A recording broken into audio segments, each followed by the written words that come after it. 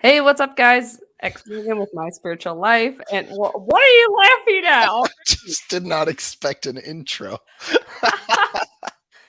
many times have you been on this channel? You didn't expect I an intro. I don't know. I just really wasn't thinking that was. I was like, okay, let's start, and then I'm sorry, that was my I'm bad. sorry, my intro is amazing. Okay, if you are watching this video, listen up. If you struggle with feeling anxious, feeling overwhelmed, feeling burnt out, feeling overly depressed or anxious, this video is definitely for you because today we are discussing the book Don't Sweat the Small Stuff, and It's All Small Stuff by Richard Carlson.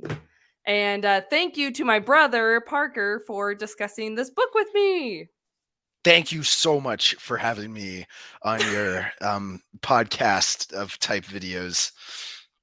Hell yeah. Okay, so I want to start off with the opening story in the book. And spoiler alert, we're going to spoil the book, but you don't need to read it because I read it for you. It's a short Um book. it's actually a really short book. It's just if you get it on Audible, it's 4 hours, super fast. The chapters are super short. I highly recommend it. It's just jam-packed with really really good advice. But if you don't like reading and you don't want to buy the book, then just watch this for free and that's the second best option right there. So I want to start with the opening story from the book. And now, so this author, Richard Carlson, in one of his, he shares this story about one of his previous books he was writing.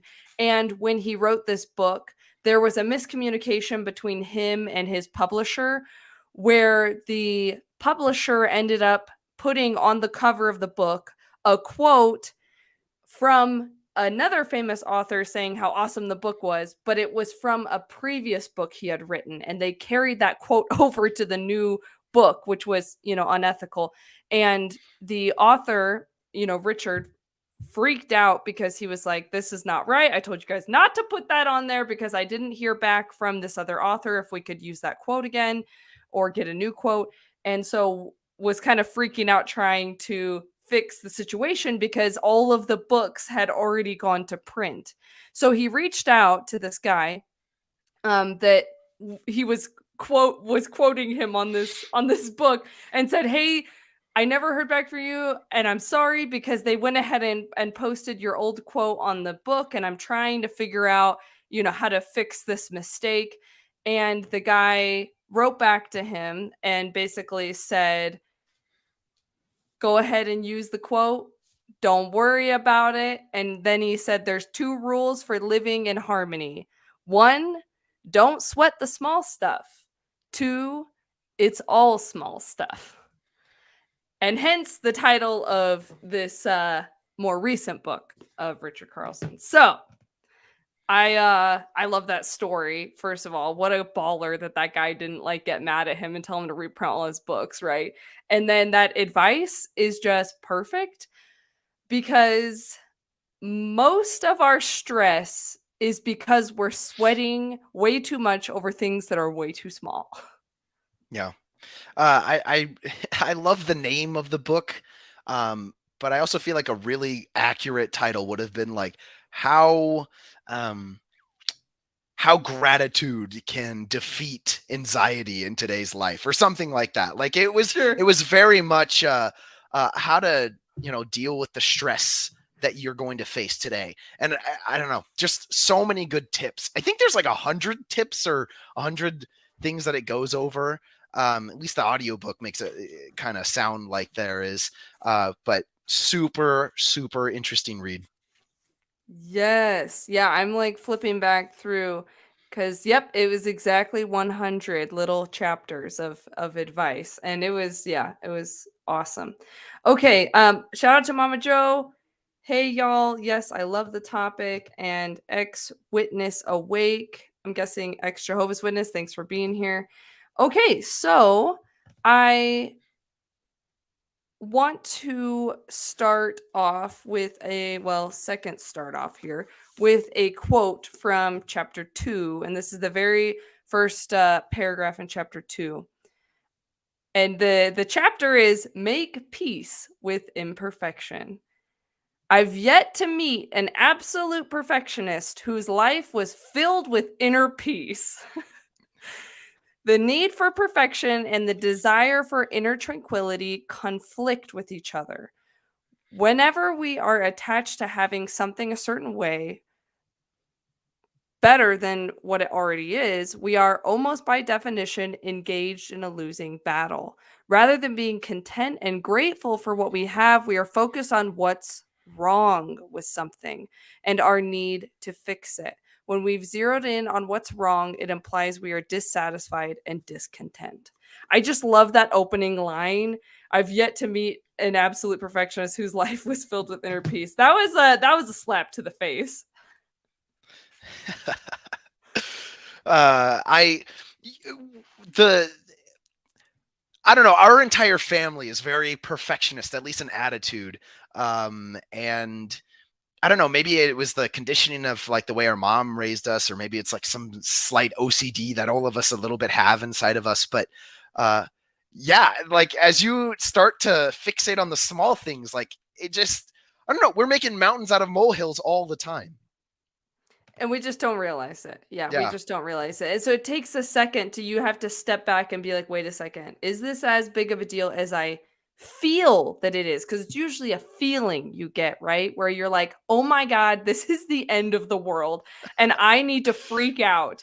And so it's a feeling, right? But our feelings are not always accurate, right? Which is why you should never necessarily base making big decisions off of your feelings, because your feelings are just so ch- they're just constantly changing, right? Yeah, well, and in the end, like near the end of the book, I remember there was a part where he talked about how um, your feelings, you can trust them as a guide, like as a almost as a compass. But when you start reading into it too much, like if you're feeling bad, that's not a sign that what you're doing is terrible. It's a sign that you're probably thinking about it too much, or you're getting way too involved emotionally, and it's time to step back that way. And I thought that was so neat. I don't know, like a piece of advice that I never really heard phrased that way before. Yeah, essentially when he gave that tip, he was saying that your moods can really affect how you view your life and your situation. So being in a good mood can make you think life is awesome, and being in a bad mood can make you think life is terrible. And just keeping in mind that we all shift from good moods to bad moods just naturally, and that it doesn't necessarily mean that your life is as bad as you feel it is when you're in a bad mood. So just be aware that you can be in a bad mood and it can just go away and things can be better than what you think. So yeah, Parker, I loved that. I had never really heard that advice before. Okay, so I want to get into this first section here. I want to hit on. I kind of like compiled a lot of his different tips into some categories. And the first category I want to talk about is life feeling like an emergency, and also um relevant to that, your to-do list. So those are kind of the things I want to hit on first, Parker. He quotes in the book specifically, he tells you to say to yourself, life is not an emergency.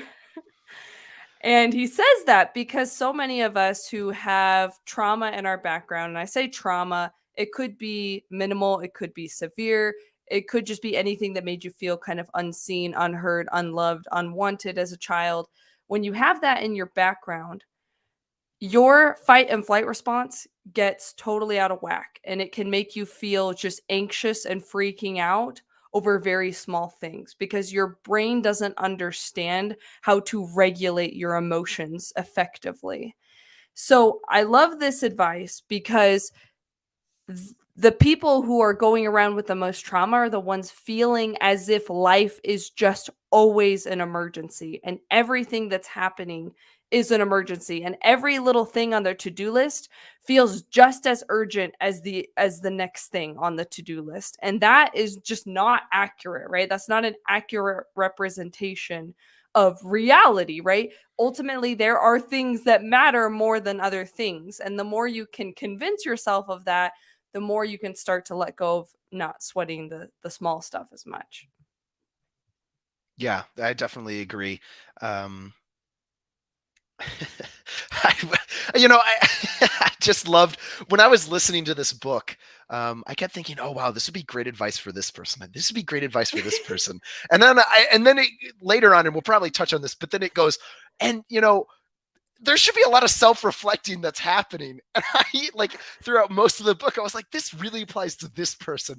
And then it occurred to me like, oh crap, like this all applies to me, all of it.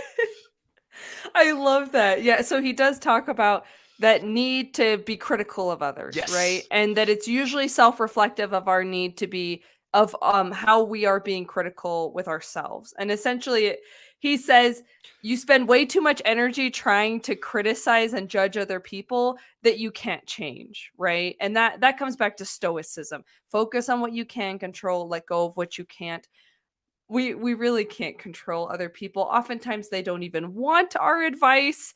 Is a point he brings up. He's like, stop giving advice to people and wasting your energy on when they don't want it. Well, And I and love that. I think my favorite quote through the entire book was, just because you let someone else be right doesn't mean you're wrong. Oh, yes. Tell us a little more background about that tip. Yeah, so he talked about how so often, and I remember he brought this up, like we get frustrated with little things, and this is sweating the small stuff. Someone cuts you off in traffic. Everybody I've ever met can get frustrated while in traffic. Traffic is annoying, it's frustrating. Everyone deals with bad drivers, and sometimes we're bad drivers, but not very often, right? So it's okay. And he was just saying, like, when someone cuts you off, you spend so much energy towards being angry about that person. And sometimes you'll be so mad that you'll even bring it up later in the day. And you'll be like, oh my gosh, this guy cut me off, which means that you're not letting it go. You're actually expending more energy towards this negativity and woe is me kind of mentality. Um, when in reality, if you let it go, you would have less energy that you'd be wasting on something that is so minute and tiny. And a lot of that comes down to criticism. Like we'll criticize a lot of people and act like, oh, well, they have all these issues and I'm going to solve it. But when in reality, you can just kind of let it go and say, oh, you know what? I'm going to let this person feel like they're right, even if I disagree. And I'm just going to let it be at like that. If someone cuts me off, instead of getting mad at them, I'm going to say, you know what? It's okay that they just cut me off right there. They're probably late for work and I feel bad for them. I hate being late for work, or I hate having an emergency where I need to be so quick. Um, and I remember he even gave an example of like this guy that was weaving through traffic on the highway, trying to get to the next stoplight just to find he himself would get to the stoplight, at the same level of cars waiting in line as this other guy. And that he found out, like, as he stayed in the same lane, he ended up getting off the highway at the same exit sooner than the guy that was trying to cut through all traffic to be just a little bit faster. But he, as fast as hitting the gas, he's hitting the brakes just as much. But he really feels urgent Yes. about it. And it's like, well, if you want to go so fast just to hit your brakes that much faster, it's that's on you. But once we let that go and we don't have to criticize that person for doing it, it lets us actually feel more free. And we can just observe it happening as opposed to having an opinion on it happening.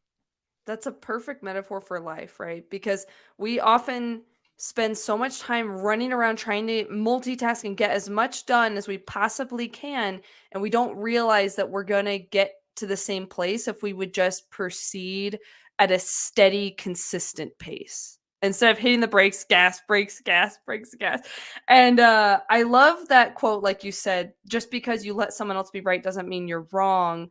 It's having that humility to say, like, I don't have to correct every single thing everyone is saying. I can just let people be wrong about something. And ultimately, the arrogance to even say, like, let them be wrong, because you might be wrong, right? You might be wrong about this. You might be really certain that you're right about it, but so are they. So just having that humility to say, you know what? I'm going to let them believe this. I'm going to let them do this way, but I'm going to do it my way and I'm just going to let it go. And the traffic thing, one of his tips that we'll get into later in the book really helped me apply this to traffic, because one of his tips later that he mentions was that you make all these plans, right? And about you could throw out a number like 25% of the time those plans just don't work out and we get so upset, right? And he said one thing to understand is that there's a certain percentage of things that we plan that are just not going to work out. And if you can realize that, you get less kind of upset in those instances where your plans change. So I'm thinking to myself today, I'm on the road and someone was doing something stupid with their car and I was just like, what are you doing? Like, I was at a stop, and I'll explain. I was at a stop, and there was a train, and so we were like backed up for a while. And I'm like being patient, I'm being cool, I'm like chill.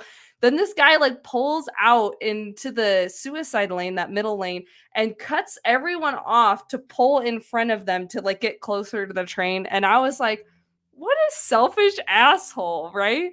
And then I was thinking to myself kind of about this book and how, how can I look at this differently? And I was just like, you know what? There's just a certain percentage of assholes on the road. No matter what day it is, no matter where you're driving, there's more when you're in Utah, by the way. And I'm like, there he is. There's the asshole on the road today. There's just a lot more traffic in Utah, just putting it out there. It sucks. I'm just saying, so if you can look at situations like that with this different perspective and just say, you know what, there's this many assholes on the road today, it can kind of get you from feeling so angry to just like, oh, there he is. There's the asshole. And I can move on with my day. There he is, making himself known. I love that. And you're connecting it to what he said about how nothing's permanent. Not worth causing a collision. Yeah. Absolutely. Yeah. I love the 12 seconds earlier because that is so relatable, right? Because it's like, okay, you're going 10, 20 over. How realistically, how much faster are you really going to get to your destination? Are unless you really going to? Unless you're going across country, like overall, it's not going to make that big of a difference. It's going to make maybe a 5-minute difference at the most. Like, it's just not worth it, right? Be 5 minutes late to your doctor's appointment. No one cares. Yeah. I'd say 5 minutes is even a stretch for like an average drive. Like, most places you go to is like 20 minutes. Shaving off 5 minutes, that's a fourth of it. You'd have to be driving so much faster, which people would be uncomfortable driving. That's true. Honestly, that's true. Speeding on a 20-minute drive, what's it going to get you there? 2 minutes sooner? 3 minutes? Is that really going to make you feel better? Right. Yeah. Right. Okay, so back to life is not an emergency. This is a quote from the book. We live our lives as if they were one big emergency. We often rush around looking busy, trying to solve problems, but in reality, we are often compounding them. And I love what he says about compounding. And I think that compounding comes in from one, too much multitasking and ending up things being too disorganized because you're trying to do too much at once and then you're burning out. And two, stressing out about things more than is necessary. And that's something I've been making a lot of progress on. It's still something I want to make more progress on. But I noticed just in asking myself these two questions I came up with, how important is this? How urgent is this? If you're worried about something, ask yourself those questions because it may not be as big of a deal as you think it is. Now, easier said than done, right? But if you start getting in the habit of asking yourself that question, you can start to slowly kind of convince yourself that these things are not as panic worthy as maybe you feel they are. And it can start to help you get your brain regulating more effectively and more calmly in these kinds of situations. Yeah, and talking about like these urgent situations, sometimes we panic when we like don't have an answer to something, and that happens oftentimes in life. And some advice that the book gave, and I don't know exactly how to go about this, and so I don't know. I wanted to see your opinion on this, Morgan, about I don't know, like the way to do this. So he said, when you have something and you don't know how to really fix it, and it's important, put it on the back burner. That's literally what a back burner is for. Yes. Right. Yes. And he says, I'm not giving you permission to ignore your problem. I'm giving you permission to just let it subconsciously kind of work itself out over time so that you can bring it up later. And that's such a neat idea. But I don't know how to really take a pressing issue and put it on a back burner? Like, I don't know. Have you had any How do examples you or implement situations? that, Yeah, right? like how would I say, oh, I have this really big issue and I don't have a solution to it. Let me just set it aside. Like, I don't know how to best do that. And I was just curious if you had any thoughts on it. So this was the first time I had heard advice like that before, but I actually do like it, and I'm sure there's situations where it wouldn't apply. Um, Essentially, he was like, you throw the ingredients in, you leave it on the back burner, you let it stew. Essentially, you have this issue, and instead of thinking too hard about it, give yourself time to kind of subconsciously simmer on it. And occasionally kind of dip in and think more about it and, put more ingredients in, but then kind of back off. And instead of like zoning in so deeply and focusing so intently, to try to focus on it more loosely. How does that look in practice? I I'm not exactly sure how I would explain it, but I would think to myself it would mean here's an example. When I sit down to work on some kind of issue I'm having, I will like sit there and sometimes I'll be really hard on myself and kind of like, I'm gonna sit here until I figure this out. And I'm gonna figure it out right now. And that's just not always the most effective attitude to have because some things just take a lot longer to work on than others. I think what I like about that idea is you're kind of holding on more loosely and kind of the vibe of it is I'm gonna figure this out, but I'm gonna take my time to figure it out. And I'm gonna let my creative mind do its thing and be creative, right? Because when we focus too hard, we actually shut off our creative um our creative skills. So Yeah. I think if you can hold on more loosely and just kind of allow the ideas to come to you, maybe you could have success with that. I haven't tried it, but I'm interested to try it. I will say that I've been deploying this technique when I am practicing piano, specifically when I do my ear training. It's really easy to sit there and so when I do ear training, I play a song on my phone and I try to find the melody on the piano and play along. And it's very difficult. Obviously, it takes a lot of practice to be able to do something like that effectively. And what I am noticing is that the harder I think, the worse I do. So if I can just sit there and relax and just kind of let my fingers do their thing, like it's a lot more effective. And it's the same with I've noticed it's the same with sight reading. If I can just kind of not think so hard, I actually do better. It's very strange. That's Very awesome. strange. I, I did the same thing with Super Smash Brothers, and that's why I was laughing because that is so bizarre. When me and my younger brother, Bucky or Hunter, we are so competitive with that game. We take it very serious when we're playing.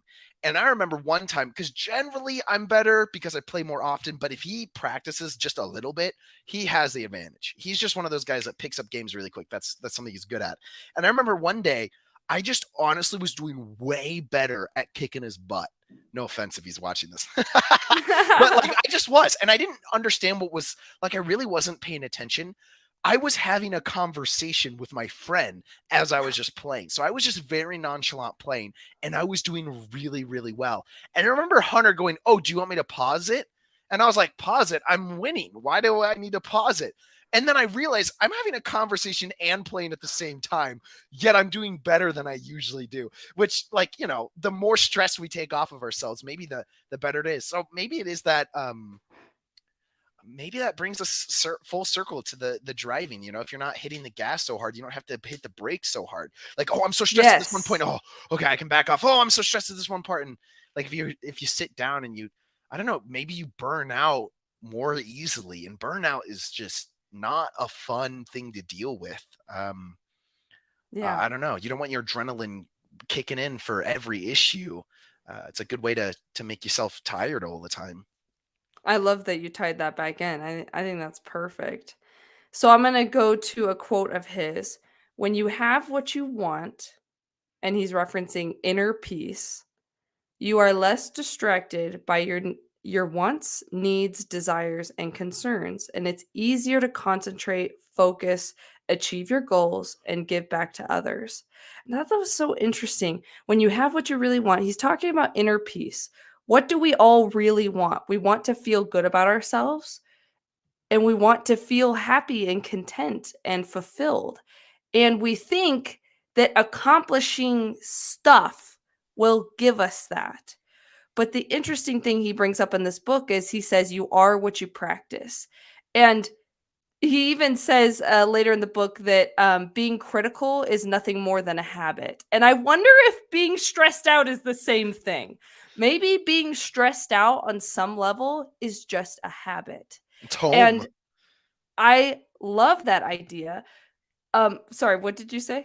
I said it's home. It's like home for some people. If I'm not stressed out, Yes. if I don't have too much on my plate, what am I doing? Yes, and I would say that I think this habit was formed from childhood trauma, right? And a great way to mitigate that is to have healthy coping skills, right? Hmm. But I do think that there's maybe this habit we can get into of feeling more peaceful, of feeling more calm.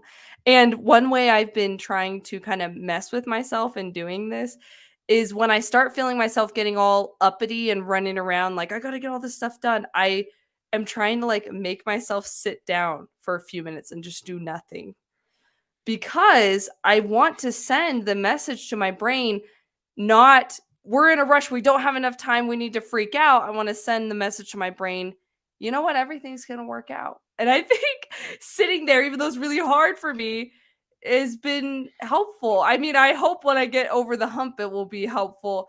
It's still a very new thing, but I love the idea because if the author is right and being critical is nothing more than a habit, then I think you could apply that to your emotions as well. Maybe being stressed out is in part just a habit. And Yeah, maybe we can change that maybe. by getting into better habits of feeling more peaceful, of feeling more calm.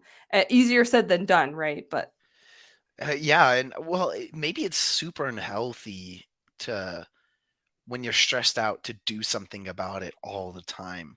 And that sounds probably weird at first, but it reminds me of a study that was done about anger. So they had a bunch of people that were angry, like they put them in a room and gave them these prompts, and they had to write them out and then read other people's prompts and grade them. And a lot of them were very like very insensitive, going off on issues that they saw who was coming in beforehand. So like if they were conservative, it was going off on conservative values. If they were liberal, they were going off on liberal values, and all of these things. So it was hitting home for them, except in the opposite. So it was striking nerves, and it was making them angry. And so they took half of them and said, okay, now you need to sit in this room alone, okay, and just in the quiet. And they left him there for 20 minutes, and then afterwards they did a study to like, or a test to see how angry they were. The other half, they put them in a room with breakable objects and said, go hard, like do whatever you want. And they would break things, and they got their frustration out, right? Well, they didn't actually. Apparently, their frustration grew. And the people that acted out their anger and aggression only found themselves to hold that anger for longer periods of time than the people that were forced to sit in quiet. Sitting in the quiet sucks. It is so frustrating to do so. But thinking about it, if we're constantly anxious and we're like, oh, I need to do something, I need to do something, that might make us more anxious in the long run than forcing us to sit down and say, I am so stressed out that I'm going to force myself to be calm, even though it absolutely sucks. It might yes. prevent us from being stressed out long term, even if it feels like we're more stressed out, in the short term. But they've done studies to find anger increases when you do stuff, which is why it's so important. People say, oh, take a breather. But like, I actually, that's some of the best advice I think someone could give. I absolutely love how you tied that back in. And I love how you demonstrated for us just how difficult it is to sit still and be calm when you feel like a nutcase, right? Yeah. It's so hard. It's so much easier said than done, but I think there's a lot of power in it because when you do that, you're taking control of your anxiety. You're saying, "You don't rule me. You don't push me around and make me do all this shit. Like, I'm in charge of me. I'm in charge of how I'm going to spend my time, and I'm going to choose to do this as well as I can, as consistently as I can, and as calmly as I can. Ex witness awake said, "I need my destructive 6-year-old to learn this." I hope so, man. Good luck. I think there's a lot of destructive 20-year-olds that need to learn this too. Yeah, there's a lot of adults that never learned it either, right? So, okay, so I love in one of his chapters he talks about, so we feel like life is urgent. We feel like there's so much we got to do, but he says the important stuff will always still be there, right? And I think it was in Stillness is the Key from Ryan Holiday. He said most important things aren't urgent, and most urgent things are not important. Let me say that again.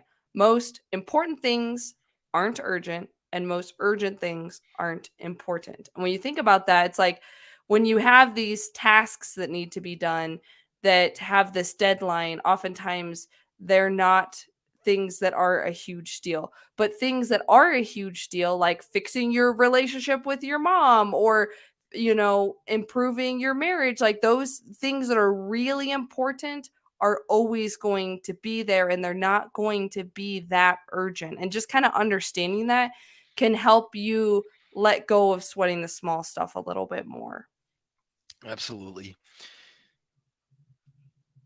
I love too when he points out that we rush around, right? And we're trying to do things perfectly, and we're putting all this pressure on ourselves, and we don't think it's coming from ourselves. We just think we have all this pressure, right? We have all these expectations, we have all these people depending on us, but really all of this pressure is an internal thing, right? You might have someone saying, I want you to do this, I want you to do that, whatever, but ultimately what it comes down to is if your spouse said, I want you to do this thing, and you didn't really want to, you didn't think it was a big deal, you might not feel any pressure. The pressure is ultimately coming from you.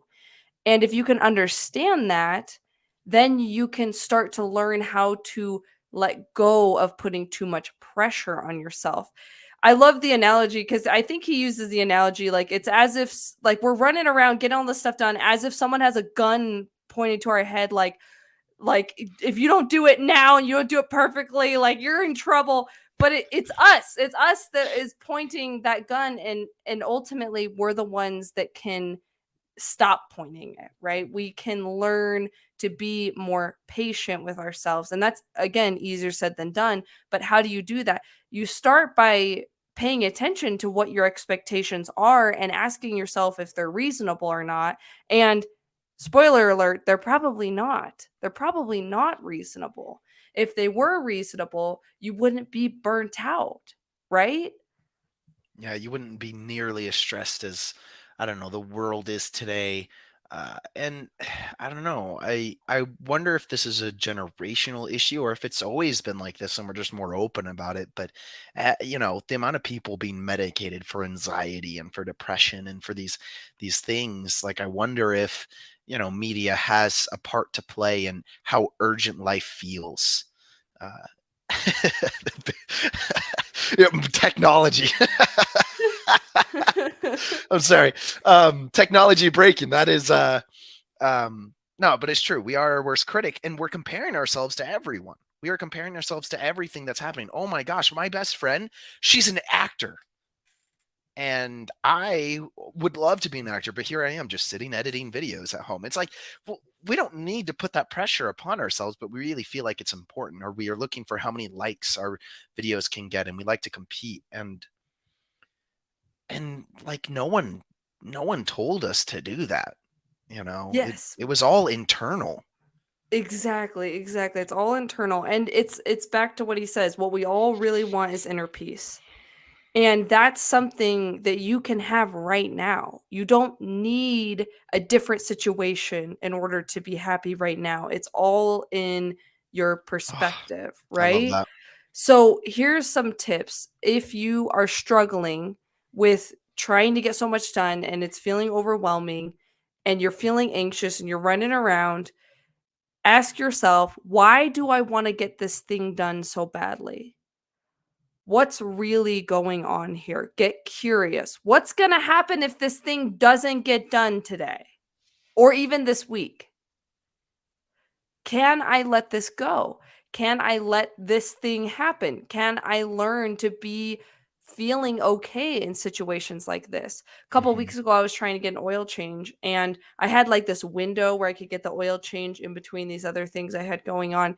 And they were like, yeah, we could get it done in that time. And that, well, that time came and went, and they did not even get my car in. And I was pissed because I was like, they said they could get it done. I only had this window. I got so frustrated, and then I pulled back and I said, "Okay, what's going to happen if I don't get an oil change today? Nothing. Nothing is going to happen. There's nothing bad that's going to happen." And I know because I've gotten oil changes very late before. And so ultimately, that was able to help me calm down and be like, you know what? They were wrong. They thought they could do it. They were wrong. That happens. And I can get oil change next week. At least I got some free popcorn. Oh, um, yeah. One, and think about how many times we're wrong, and we love it when someone says, like, considers the fact that we always wonder what others think of us. Yeah, but like we always think about other people. I don't know. We have so much. There was a part in the book. I'm sorry, I'm kind of like twisting it over, but there was a part in the book where he said that he saw someone super upset at the cashier at the store, and the old lady is just going off on the cashier, and then the cashier left, or not the cashier, the old lady left, and then he goes up to the cashier next, and he goes, you know, you handled that customer really well, and I just want to thank you for that. And she goes, you know, that's the first compliment I've ever received at this job. And my first thought was like, oh, well, how bad are you at this job?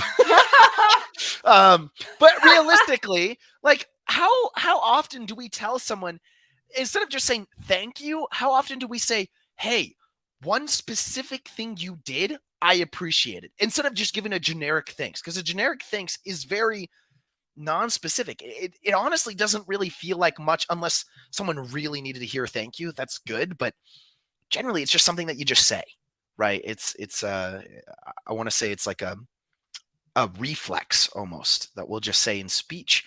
But she was like, that was the, you know, that's the first compliment I've ever received. And it's like, wow, like how often do we not consider other people and like how they'd be affected if we like took into account, like, what would I want to be hearing? You know, the fact that you said, oh, well, you know what, they make mistakes. If we say, well, you know, I make mistakes too. And if we said, hey, you know what, thanks for at least trying to get me in, they'd be like, oh, yeah, that was so sweet that this person literally was screwed over by my mistake, but still like had something nice to say. And how much could that have changed that person's day?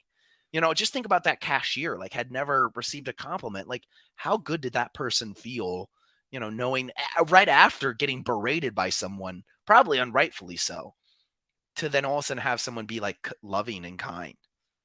Getting into stoicism has really got me putting my heart on my sleeve more, which is really good. I find myself just wanting to compliment people more and very genuinely and letting them know how I feel about them because I think it just got me realizing like you just never know what's going to happen and like you don't want to leave anything unsaid. You don't want anyone to wonder how you felt about them. And it can feel awkward. The author points out it can feel really awkward trying to compliment people at first, but it can make them feel so good and make you feel so good. And it can also just cause a train reaction of a lot of like love going back and forth between you guys, or maybe they go compliment someone else. And shout out to our sister Ray. What's Ray, up? Ray, she. So yeah, and like he says in the book, he says you are what you practice. You are what you practice. So if you practice complimenting people, you can be someone who's very loving and complimentary, and that can be something people really love about you and appreciate about you, it will cause them to want to be around you more because you're going to make them feel loved and wanted and understood. And that's what we all really want for them, you know, at our deepest desire.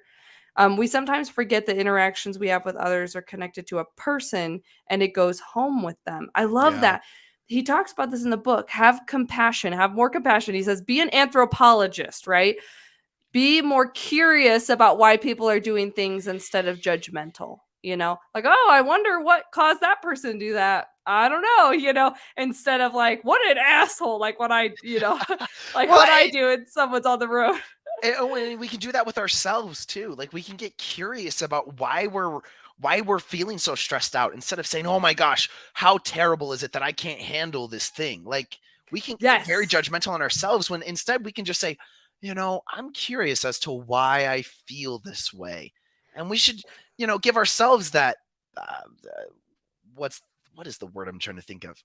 Courtesy. We should give ourselves that courtesy in other people as well.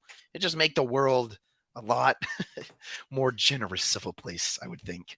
I love that. It all starts from within, right? And that is something I use all the time because I would be really hard on myself in the past. And it's still, something I'm working toward, but it would be like I'd get upset about something and then I'd be like, "Oh, I can't believe I'm upset about this little thing. Like how dare I be upset about that stupid little thing?" And then so now I'm trying to shift that over, right? I'm trying to say, Yeah. I wonder why this little thing triggered me so much. There's a reason. We might not understand the reason, we might not like the reason, but there is a reason why things trigger you in the ways that they do.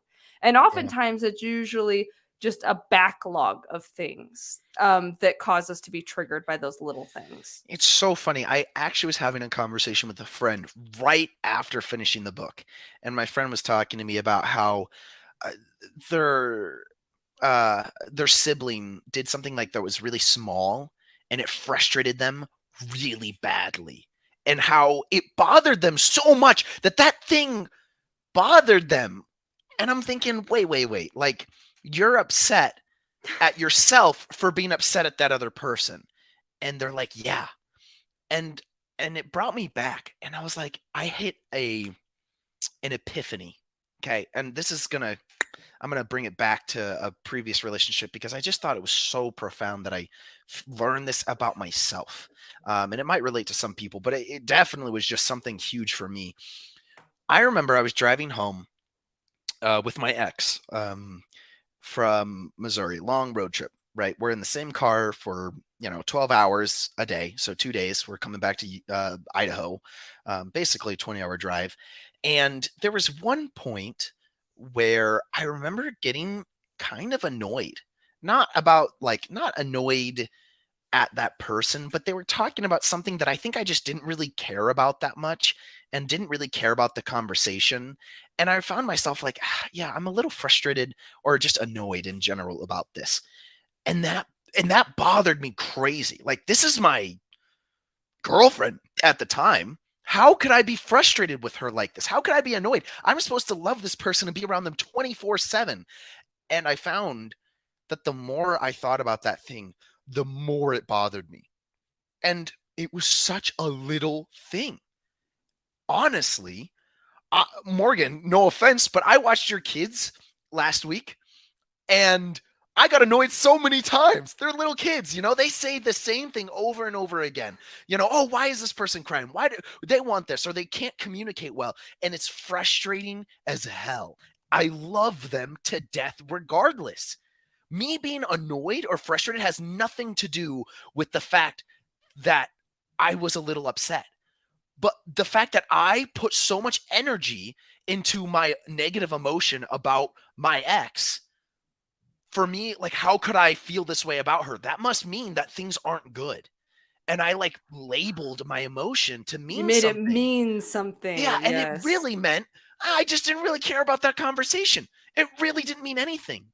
And so when I was talking to my friend, I was like, you got annoyed because you got annoyed. Like, it doesn't actually mean that you're becoming crazy or that you're becoming a mean person. Like, you can be observant of that thing and still let it have no power over you. Because the moment we start to freak out with our emotions, I think the more those emotions start to pull on us. When we really just say, "Oh, yeah, wow, I did get frustrated. I didn't like being frustrated about that." and just be curious about it, as opposed to being cynical or critical of that emotion. How dare I be angry at my friend for looking over my shoulder, my sibling for looking over my shoulder when I'm on my phone, or something little. But you get frustrated with things. I know I get frustrated over little things all the time, and that's okay. That's life. We have to be okay with being human, because that's what it is. Our expectations are generally that we should behave like robots. We shouldn't get annoyed by things. We shouldn't have feelings about things. We shouldn't get easily triggered or frustrated. So essentially, we should just be a robot. So, what you're describing, Parker, is meta emotions, is having an emotion about an emotion, right? And the thing that's so complicated about that is, like, let's say you get sad about something, but then you feel guilty that you're sad about it. Now you've got this whole other layer that is adding and compounding this situation in your life. And if you could just be sad about that thing, it would go away in 20 minutes. Your sadness would just go away. But because you added shame on top of it or frustration on top of it, it's going to take a lot longer to process. And I love how you talked about, because we do that thing where get we have something happen and then we make it mean something that it doesn't actually mean, right? You're like, "Oh, I'm annoyed at this conversation, so I'm a bad boyfriend," or "I don't," or "Our relationship is bad." And it's like, "Wait a second, it doesn't have to mean that." And so understanding that sometimes we're making things mean things that they don't actually mean is incredibly helpful. Yeah. And in any other situation, you can think like, I wouldn't react that way. If my mom said, "Hey, go clean your room," and she said in a mean tone, you wouldn't be like, "Well, my mom hates me now." And it's like, or it's the end of the world. And some people do that. That's true. Some people do have that reaction, usually from some other stem of trauma that they might have. But generally, if you take things at like face value, like, oh, my mom was a little rude when she said that. She was a little rude. And that's what it is. And you can just let it be that thing. It doesn't have to be anything else. It can just be that. And it's hard to do that. It is really hard, because especially when you have consistent compounding of little things, they feel like big things. I love Jordan Peterson so much. At least just his view on relationships, I think, is really healthy. The way that he says, don't pick your battles, pick every battle, because the idea behind it is, if someone chews with their mouth open, Gail, same here. And this is why I talk about it so much, is because I have so much to say, because I struggle with it so bad. Maybe we should bring her on sometime. I'd love to talk about it. Gail, you better jump on one of these days when we do the Q&A. Please. But going back to it, if you chew with your mouth open, it's like one little thing, and you think, "Oh, well, I'm not going to talk about it. It's one little thing." But tomorrow, it's another little thing. And so it's two little things. And then in a year, it's 365 little things. That's not little. That seems like a lot. That seems like a huge deal. And then you blow up, when in reality, like, it is a little thing. It's so minuscule. And so when someone's chewing with your mouth open and it bothers you, say, "Oh, would you mind, not doing that?" And there's not really much emotion behind it, because it annoys you, but it just is a little annoying. And when there's so much communication, it's so nice. It's so nice. Yeah, and it's hard to bridge that gap sometimes, because we feel so guilty. We don't want to ask for anything. We don't want to Bring the communicate meta anything. emotion into it. We don't want to. Exactly.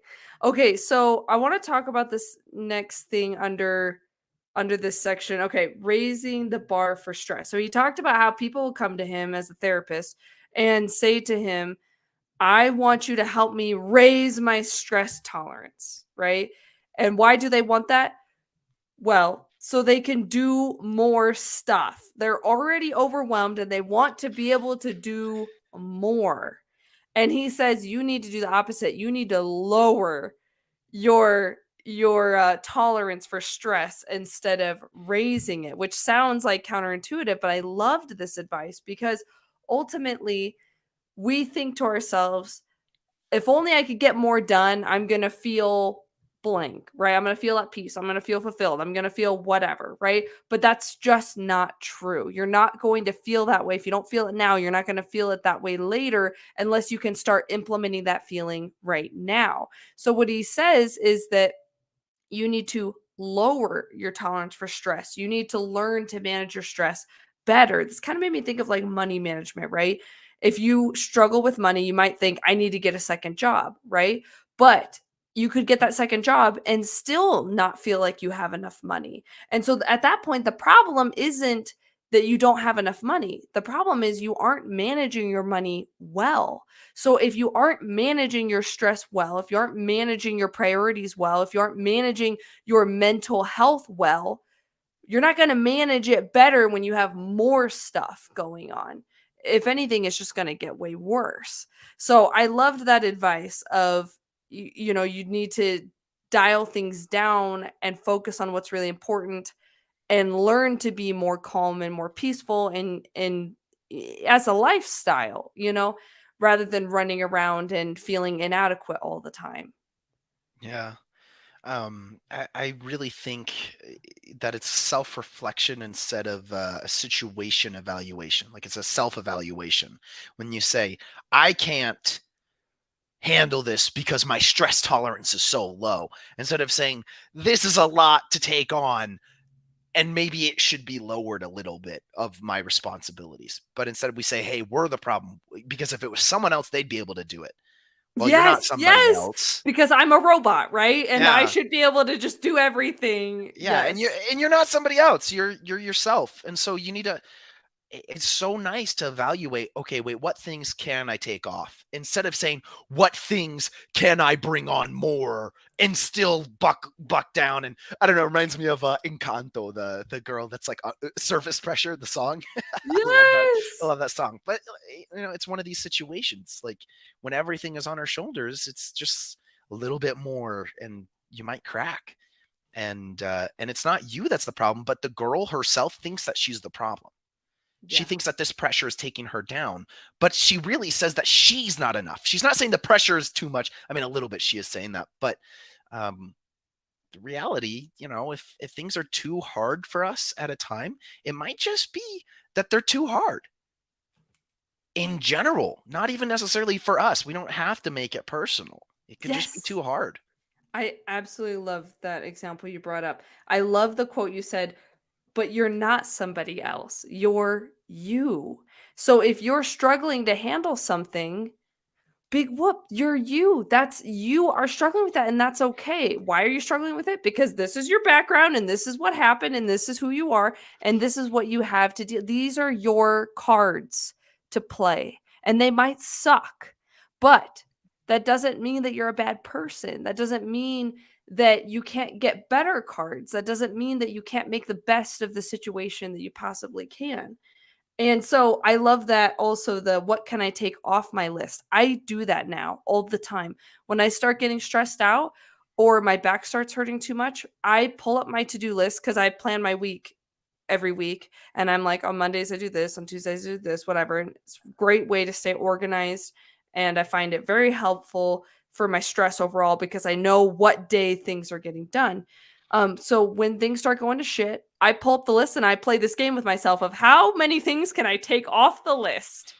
And it is awesome. It's very helpful and it's hard, right? It's hard because I'll look at the weeds and I'll be like, I want those pulled so bad. I do. I want those weeds pulled so bad. But then I tell myself, but I think it's more important that I learn to deal with imperfection than it is for me to go out there and hurt my back and pull those weeds, right? And so, if you can play that game with yourself of what can I take off my list today, you can start giving yourself a little more breathing room and then you'll actually have more energy in the long run to get more things done. It's shocking because we think to ourselves if I'm not hard on myself and aim high, I'm not going to achieve high, but it's not true. If you aim lower and are consistent and encouraging, you have way more energy, way more enthusiasm, and you actually have way more time. And I've seen this in my own life. So it Oh man, absolutely is true. this would have been great advice for like missionaries.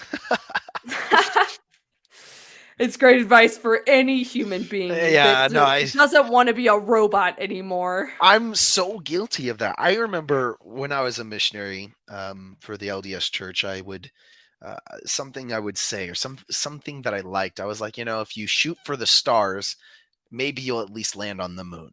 If you try jump hard enough, at least you'll hit something, up there. But it's also like, yeah, but if you think the stars is the goal and you're trying to jump for it, like you may not even try that hard because that's daunting. That is very daunting.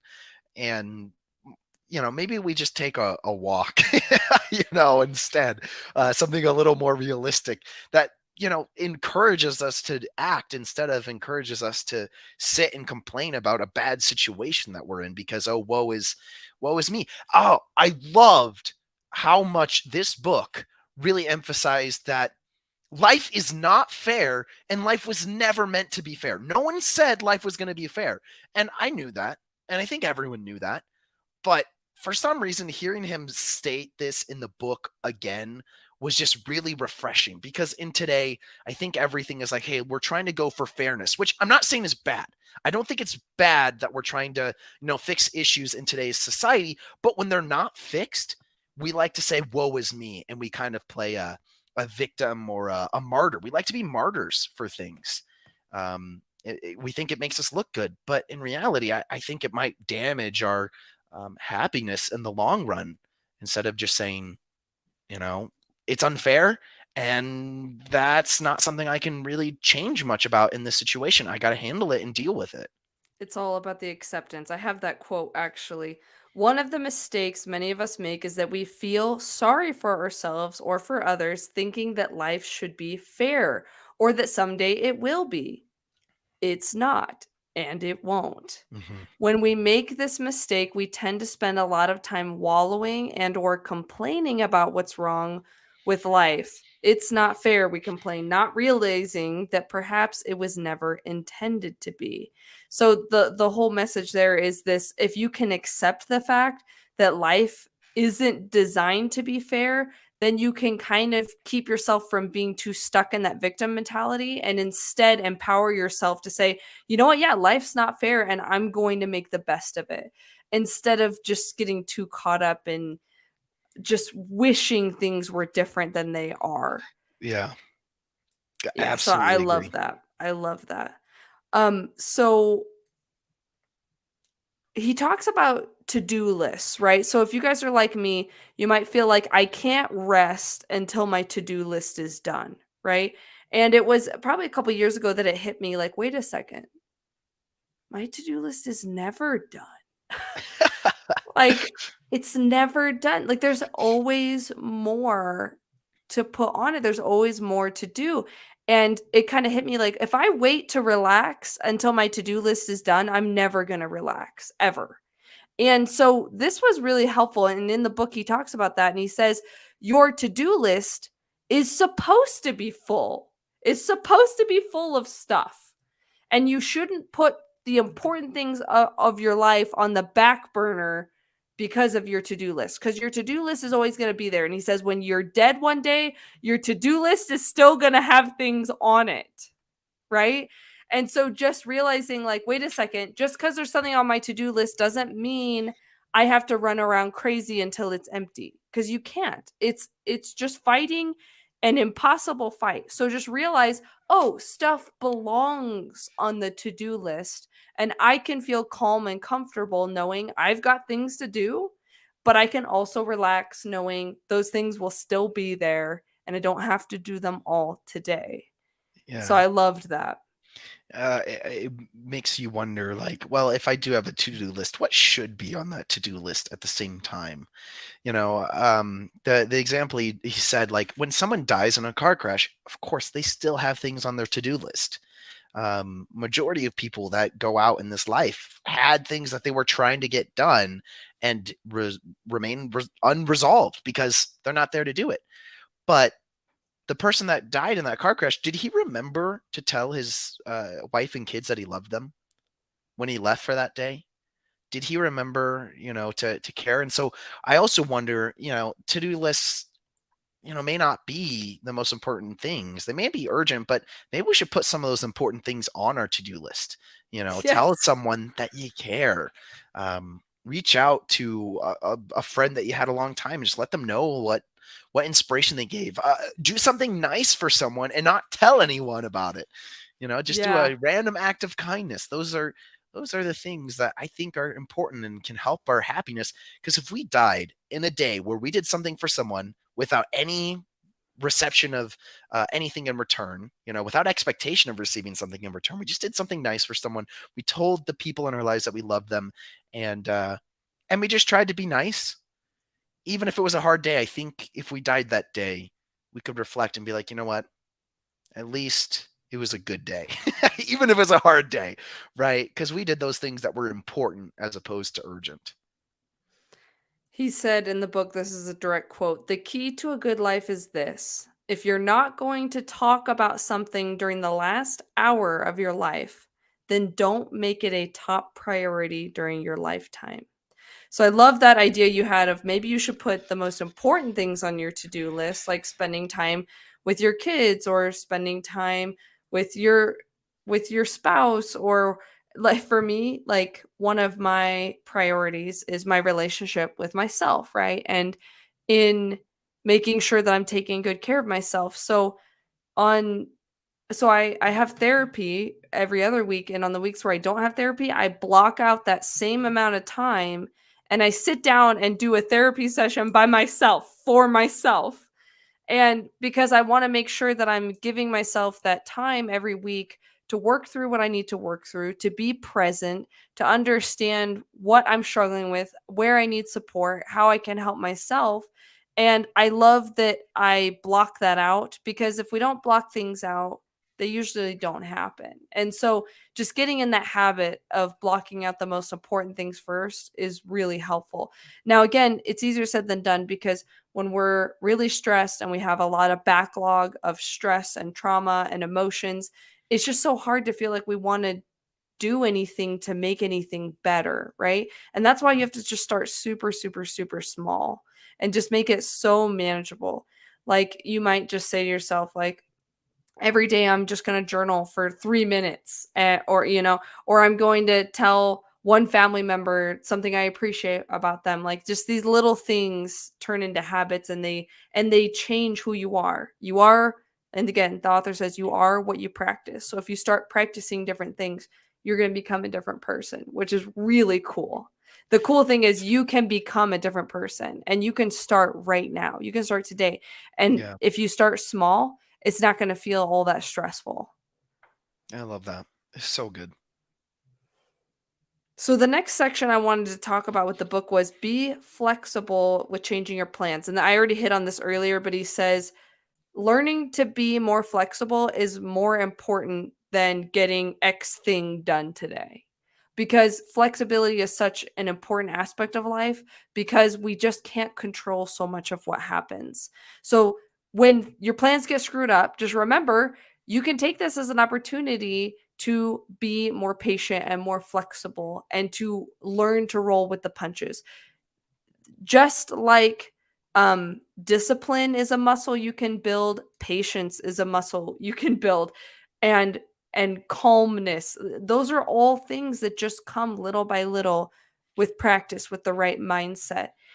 Mhm. I said it earlier, but I'll say it one more time, is that he says just know about X% of the plans you make are not going to work out. And so when they don't work out, just be like, "Oh, there it is. There's the plan that wasn't going to work out this week. And there's Yeah, nothing I can do about it." And so instead of getting so angry and frustrated, be like, "Oh, there it is. I was wondering what plan wasn't going to work out today, and I just found it. Got it." we know it Moving was going to come on. up somewhere. Uh It's unavoidable. Oh, Ray says, "Hell yeah, I've been working on my mindset when it comes to fair life. Also, comparison is really hard. I never thought about the robot mentality. I find it very helpful." Thanks, Ray. Love you, Um, Ray. yeah, that's our baby sister. We love her. Okay, so the next thing I wanted to talk about is aligning your priorities. He says, imagining yourself at your own funeral, allows you to look back at your life while you still have the chance to make some really important changes. Now, this is really scary. It's a really scary exercise, but it's incredibly powerful. I have had some of the best experiences of my life following exercises like this. And it is stoic philosophers would recommend meditating on death. And the reason why they would recommend it is because it painfully pulls you into the present moment and makes you realize that all you really have is right now. No one is guaranteed tomorrow. I love when I read this book, Love Yourself Like Your Life Depends on It. He says every morning you wake up and you take a step forward and death is standing in front of you and he takes a step back. And the next day you take a step forward and he takes a step back. And the next day you take a step forward and he takes a step back until the day he doesn't take a step back. And you just don't know what day that's going to be. And it's scary, it's uncomfortable to think about, but it's also really empowering and really exciting That's so because cool. it gives you this opportunity to think about what really matters to you. And in his book, he talks about when we're sweating the small stuff, it's because we are thinking that this thing is a bigger deal than it is, right? But if we can realize a year from now, 100 years from now, I'm going to be dead. Everyone I know is going to be dead. And the fact that I didn't get an oil change today just won't matter. And that can actually alleviate a lot of stress that you're putting on yourself. And it can help you to focus on what you really want to create with your life. Mm-hmm. I think that's so cool, especially that analogy, because it's like people act like they can run from death and they try to, but honestly, we're all walking towards death. Like that. That's Yes. the thing that I think is so cool. I never thought about it that way. Um, but yeah, everything we do, we are getting closer to whenever we go, and there's nothing we can do about it. That's okay. I loved in the book, he's like, you could die in a car crash, tomorrow, and who's to say? You don't know. But that's kind of part of life, is that unfairness of that you could go right now at any point, totally unexpected. Marcus Aurelius, one of the most brilliant philosophers ever, says, death smiles at all of us, and all we can do is smile back. Yeah, and he's And dead. it's true. And he's dead. He's dead. He died. And I highly recommend the new Puss in Boots movie. Oh my Actually, gosh, it's actually amazing. the theme of it is about death, and it is incredible. And it's like and I'm not going to give any spoilers, but essentially you see him haunted by this image of death, and that we're all haunted by death, and we just don't like thinking about it because it's so gross and it's so uncomfortable and so easy to not think about it when it's not in our face. But we can actually benefit from kind of putting it in our face a little bit because, like I said, it shocks you into the present moment and can help you reprioritize, which a lot of our stress comes from simply having misaligned priorities. Yeah. Our brother Nick, he has a tattoo that says "Remember to die." It's in a different language. I forget what language it was Oh, in. it's memento mori. Remember, Ah, you will die. yeah, Yes. yeah. I don't know. He said it was to remember to die or something like that. But I just, that idea is so neat. Not in like a terrifying, like, oh my gosh, I'm so scared of death, like we when we are young, because the fear of death was so imminent in my life when I was little. I remember it just haunting me. But as I've gotten older, it's like, well, I lived this long. I used to be afraid. The things that I used to be afraid of is that I would die before a new video game came out, and so I'd never be able to play it. Like when Spider-Man PS4 came out, I was afraid I would die before I was able to play. Or Guardians of the Galaxy 2, I was like, I'm gonna die before it comes out. Even Guardians of the Galaxy 3, I was afraid I wouldn't make it too, because I love those movies. But after doing that so many times, it's just like, yeah, I'm still here. And if I wasn't here, I don't think I'd be able to be upset that I wasn't here for it. But I think I'd be upset for those people that were there that didn't get to experience the "I love you," those people Yeah. that are still around. The movie wouldn't care that I wasn't able to watch it. The movie really wouldn't care.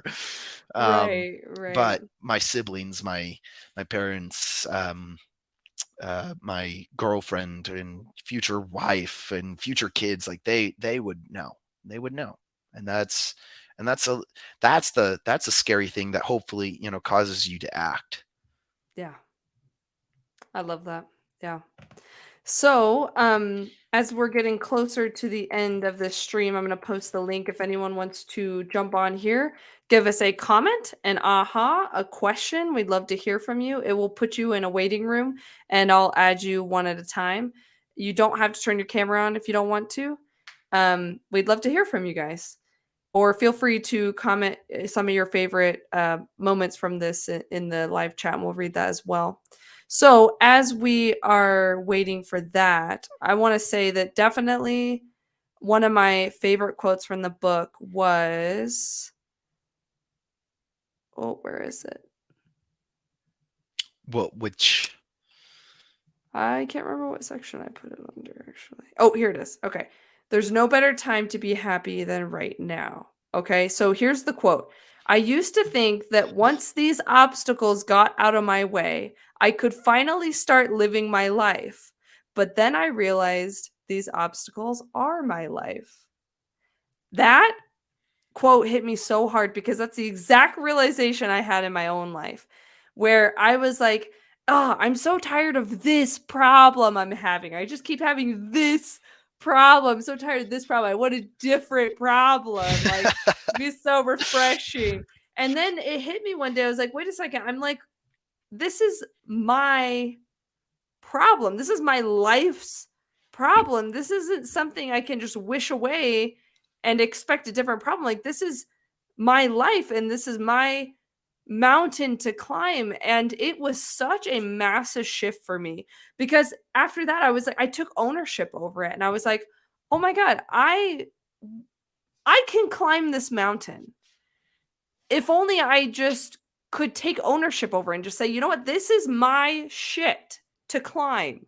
And so once I took ownership over it, it just felt so much better. Like instead of fighting against kind of what naturally was there, I started to actually work with what I had and I started Mhm. to try to tackle this thing with as much ownership and love as I could, and it just made a huge difference. So just realizing your problems are your problems and that you can take ownership over them and make them a better situation for yourself, but not if you keep trying to detract from them and saying like, "Oh, I don't want to deal with this, whatever," you know.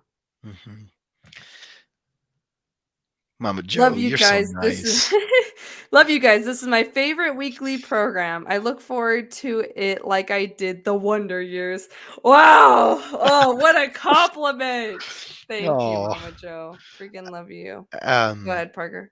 so I think my favorite part of the book, and I talked about it in the very beginning of this, is the aspect of gratitude. And we touched on it some, but I feel like there was an overarching theme of gratitude during the entirety of the book. And, like, not all of the 100 tips, but a lot of them had some type of aspect of, hey, you're worrying a bit too much and you're not thankful enough about things that are happening. And that's hard to do in certain situations. He did give examples of, like, sometimes critiques are important to give, right? But generally, we don't need to criticize people. Generally, we don't need to get upset about things. Generally, we get a little over offended and we're not thankful for where we're at. And that, obstacles is our life. We can be grateful for those obstacles. Like, Yes. I'm grateful that at least this is my problem. I remember when I was on my mission, I had a lot of teeth problems, and my nurse, she would be like, well, you're just getting older and problems happen as you get older. And I'm like, I'm 20. Like, why are my teeth hurting this bad? I don't think this is normal. And it wasn't. But something that I told her is, I said, I would rather this be my problem than like cancer or than like a broken spine. And you can keep going down the line. You have a broken spine. Well, at least my problem isn't something that, it could be worse, and maybe for some people it doesn't feel that way, and I can sympathize with that. But at least in certain situations we can say, I'm grateful that this is the trial that I have to work on right now, and how much stronger am I going to come out because I dealt with two things. Like it's not that big, but it was something that bothered me a lot. And he asked, he quoted a philosopher and asked, if you had 1 hour to live, who would you call? What would you say? Why are you waiting? And I would add, what would you do? Right. It may not even be a person that you have to talk to, but an action that you've been waiting to do. And if it was your last hour and you really, I don't know, really wanted to give someone a hug, why are you waiting to give that person a hug? Uh, and if we did those things that we've been waiting to do, and we were grateful for the things that we have done, and instead of just focusing on those negative aspects of like, oh man, back in school I used to be such a nerd, or I was embarrassed by that one time that I wrote a song and sung it in front of the entire school and everyone thought it was silly, which is a true story that did happen. I can look back and be like, man, I'm so glad that I was brave enough to do something so idiotic, and that has like helped change me to be the kind of outgoing person that I am today. And I'm grateful for that. I love that. I love that so much, man. I think in my life what I'm trying to do is just pull every ounce of good from every negative situation that I possibly can. Yeah. A specific example is that I've been dealing with some gut health issues, and it's been very stressful and very complicated and very frustrating. And so in the past couple weeks, I've eaten nothing but meat, and it's been really, really hard. And I've been trying so hard to keep up with it because I have to do it for a little bit longer. And what I keep telling myself is, instead of like getting so frustrated at all the things I can't eat, I'm trying so hard to encourage myself and think like, Morgan, think about how much lower your inflammation is going to be today when you are eating like this. Think about how much your gut is getting rest when you're fasting, as long as you're fasting. Think about how much better you're going to feel when you work past this diagnosis. And also taking it to the emotional aspect too of, Morgan, think about how much you're going to benefit from letting go of your emotional attachments to food, Oh, right? And that has been really, really cool. And I really feel like I've turned a corner because I was wrestling with it. I was like, I don't know if I can do it. And I really turned a corner when I was like, Morgan, you're doing it. Like you're doing it, and you can keep doing it. Now you see that you can. It brought a lot of confidence to myself to do something so difficult, but also just encouraging myself. And that's the whole message of the book, right? Is that we sweat the small stuff, we're too critical, right? Those are things you can change by focusing more on the positive. It's an active thing you do. You actively criticize yourself right now. You can instead actively compliment yourself. And it's hard to do, but it's possible. And you can start small. You can say, like, good job me, I got, ABC thing done today, awesome. Or good job me, I let myself take a break today and I really needed that break. That break was really mhm. productive for me. And so the turnaround really does come, and this is what I've seen in my own life. The turnaround comes from actively looking for the good, actively complimenting yourself, actively complimenting others, trying to, because your problem isn't that you're too stressed out, you're too overwhelmed, you're too hard on yourself. Your problem is that you aren't kind to yourself, you aren't uplifting to yourself, and you aren't encouraging yourself. So if you were encouraging yourself, it would just make such a massive difference. Um You one just more. roasted Gail. I'm guilty. I'm so hard. Yeah. Roasted. I'm so hard on you myself. you said I that just feel as you. Gail had I feel commented you. that. Oh, Um, funny. I you funny. were Morgan, I just want to I loved the letting go of your emotional attachment to food. Yeah. Letting go of your emotional attachment to bad drivers, letting go of your emotional attachment to your parents' criticism, letting go of the emotional attachment. It works in Yes. almost everything. If we could start letting go and look at things at face value instead of getting worked up, which is, I want to say, almost impossible to completely achieve, but it's definitely something worth working towards every day. That's beautiful. Thank Thank you. you. Thank you. Yeah, I think that ultimately my favorite part of the book was you are what you practice. And so it all comes back to what are you practicing? Are you practicing being critical or are you practicing being uplifting? And I remember in therapy, it's so hard when you start improving your life because every step forward actually feels like a failure. And there's a psychological reason for that. And it's because when you start stepping forward, you become aware of the gap between that step and your destination. And that awareness is extremely painful Hmm. because you feel like a failure every step forward because you're looking at that gap.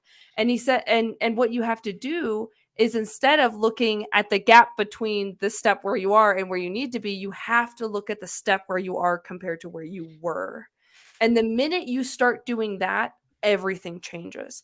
And my therapist helped me to see that. And it was such a massive shift for me because it got me to start encouraging myself and praising myself and feeling good about myself and feeling confident. And the more confident I felt, the more steps I took forward because I was actually so excited and proud of myself and believed in myself and was able to take more risks. And so it all just comes from those little things of dealing with your emotions, of working on your perspective and complimenting yourself, encouraging yourself, and focusing on the good instead of the lack. Yeah. And ultimately, like you said, um, where was it in my gratitude section? As long as you think more is better, you'll never be satisfied. And that's stoicism right there as well. As long as you want more, you'll never be satisfied. So how can I learn to be content and happy right now? That's what my primary focus should always be. How can I learn to be content and happy right now? And then more is a bonus. If you Instead of had, more being this desperate thing that's going to finally make me feel good enough. yeah, No. How can I be content and happy right now? And then more is a bonus. a interesting question would be like, if you had nothing, how could you find happiness? Because I'm sure it's possible. There are people that don't have much and can still find happiness. Like, how could someone get to that point? It's just uh, I don't think that'd be a fun little thing. Like, if I didn't have anything, if I didn't have any of my material objects, what would I find happiness in that situation? You You can know? make it into a game almost because let's Yeah. say your car crashes and like you're super bummed about it. It's like, okay, how can I learn to be happy and content without a car? Like can Hmm. is this something I can learn? Is this like how can I make the best of this situation? You know, If and it. I like if you can just view life through that lens, everything becomes a growth opportunity and that's when you just explode with success personally and Yeah. fulfillment. Even in extreme examples, like you get like a terminal illness. It's like, okay, how do I find happiness in this terminal illness? Which is that's a heavy thing to say, but in the last moments of your life, would you not want to be happy? Instead of spiteful that things were ending.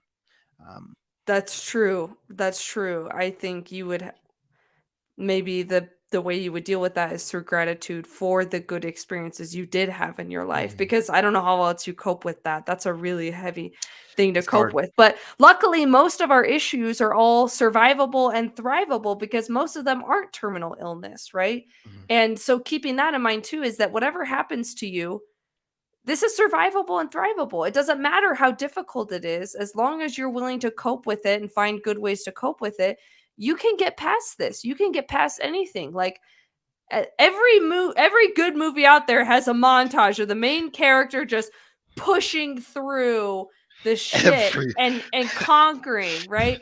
And every good you can movie. do that. And I don't know. I think it's just been really blowing my mind lately. Like I've been practicing piano more lately and violin. And what I'm noticing is that I've always told myself like, well, people are just like born good at that stuff. Like you can't just like do that. It's too late. Like I'm too old, whatever. And I'm like, no, you are what you practice. And you can do anything if you just spend the right amount of time doing it. I And love so listening. Oh, sorry, I didn't mean to cut you off. no, go ahead. Go ahead. I was just going to say, I love listening to certain podcasts because every once in a while I hear something that totally catches me off guard, like a comedian that's really good or an artist that's really good. And they say something like, yeah, I've been doing this for 30 years. And you think, wow, that's a long time. And they're 50, which means they started when they were 20. Or sometimes they're like 60, which means they started when they were 30. It's like, you still have a lot of time in your life. Even if you're 50 right now, if you live to 80, you still have 30 years at least, generally speaking, in America, um, to be able to hone in on your skills. And if you're 70, that's still 10 years, you know? And if you're 80, well, I don't know how to, I don't know, maybe it's not as applicable. You might have 20. But You you might might, have you know, 20. you don't know. You don't know. Yeah. Yeah. I love that. I think it's been kind of a big breakthrough for me recently, just realizing like the way that people accomplish the things that they do is just simply because they put the time in. I was watching this Yeah. video that was like the thing all great musicians have in common is it was discipline. Yeah. It was just it's not that they were born with incredible talent, sometimes they are, but more often than not, it's not you're not born good at the piano. You might be born with a proclivity with music, but it's like time is what makes you good at the piano. Time. And what are you spending your time doing? And what would you like to change about what you're spending your time doing? So I just love this because I've been diving real deep into my hobbies, reading, playing music, playing pickleball, and I'm just loving it. And I feel so encouraging of myself. And I used to not be able to do hobbies because it was too triggering. I'd be like, oh, look how bad I am, but now I'm just like, wow, Morgan, like you're so much better at sight reading than you were 3 months ago. Like, this is so awesome. And so having that mindset, it was not easy for me to get to that point, but it just started with just those little compliments. Yeah. Mama Joe said, I was smiling real big because Mama Joe, the Mama Joe's amazing. I'm getting started at 59 and it's amazing. I that freaking love you, Mama Joe. that is the positivity that's just it's contagious It's almost. infectious. Yeah, Mama Yes, Joe is a very infectious soul of positivity. which And if love you that. don't know, I've done several videos with Mama Joe, and you can find them in our live Great list. And videos. awesome videos. So okay, final thoughts, Parker, as we wrap up, or anyone in the comments, final thoughts. Um, I would say an amazing book. I would suggest it to anyone who has, if they're going on a little trip or, if you have a 20-minute drive back and forth, just listen to it. You'll get through it in a day, in a week, this book, just listening to it.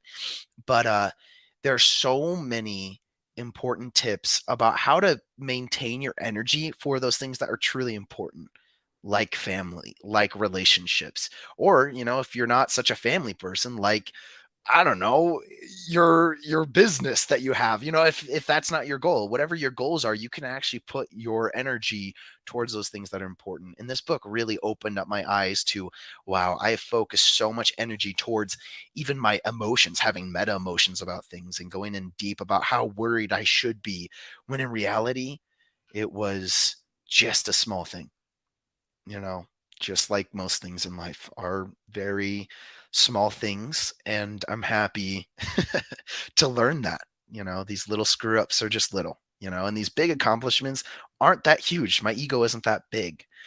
Something that I didn't say earlier, and I wanted to say it. You were talking about how we're too harsh on ourselves, and we need to be. It's not that we're too harsh, but that we need to be more kind, or we need to be more Yeah. proactive, or Encouraging. encouraging. Yeah, that's a great word. We need to be more encouraging for ourselves. And I think a fear that someone might have is like, oh, well, I'm going to become a narcissist then. Like, I'm going to become way too self indulgent because we hate people like that. But honestly, I think we have so many check-ins regularly because of social media, because of the people around us, that that's not actually going to happen. And that I don't think should be a huge concern of ours, especially if we're so hard and pushed down so much, or just don't give ourselves the day of, hey, good job me for doing this thing that was difficult, or for being nice to this person, you know. Um, if we're not used to that, like there really should be no worry. I think if you're worried about becoming a narcissist, you really shouldn't worry. Yeah, narcissists don't worry that they're narcissists. So if you're worried you're a Yeah. narcissist, you're probably in the clear. Yeah, I exactly. agree with what you said. We often don't want to encourage ourselves because we're worried that we'll slack off if we encourage ourselves. So you have to get over that fear because it's not true. You will accomplish more and feel better when you encourage yourself. Because I you're want to saving your end energy. Yeah. exactly. I want to end with this quote, one of my favorite quotes from the book. And it was from that, I think it was from that section, There's no better time to be happy than right now. Quote, we tend to believe that if we were somewhere else, like on vacation with another partner, in a different career, a different home, a different circumstance, somehow we would be happier and more content. We wouldn't. And he explains if you have destructive mental habits, these will follow you into any career, into any relationship, into any circumstance you go into. So you have to build your life from within, start from within. So thank you all for being here. Thanks for watching this video. And we might have to do a part 2 because I did not get through, I got through about just half the things I wanted to talk about. So maybe we'll do a part 2. If we do, that'll be in the link below. Thank you guys for being here. Parker, thanks for being here. And I'll Thanks for see having me. y'all in the next one. Peace. Goodbye.